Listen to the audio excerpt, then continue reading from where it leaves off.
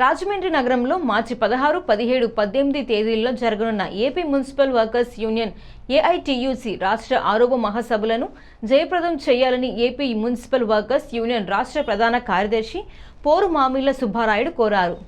స్థానిక సిపిఐ కార్యాలయంలో ఆయన మీడియాతో మాట్లాడుతూ మున్సిపల్ రంగంలో అవుట్ సోర్సింగ్ పారిశుధ్య కార్మికులకు, ఇంజనీరింగ్ కార్మికులకు, ఆఫీస్ సిబ్బందికి, స్కూల్ స్వీపర్స్ కి, వాచ్మెన్ తదితర గ్రౌండ్లలో పనిచేస్తున్నటువంటి కార్మికులకు ధరలకు అనుగుణంగా వేతనాల పెంపు విషయంలో కూటమి ప్రభుత్వం తీవ్ర నిర్లక్ష్యంగా వ్యవహరిస్తోందన్నారు.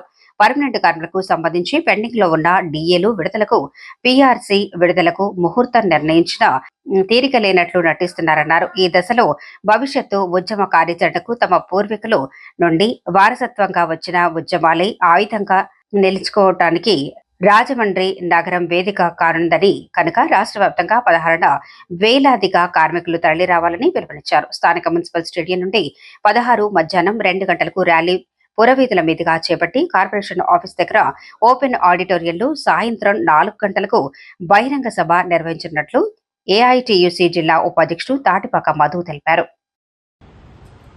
ఏపీ మున్సిపల్ వర్కర్స్ యూనియన్ రాష్ట్ర ఆరోప మహాసభలకు రాజమండ్రి వేదిక కానుంది.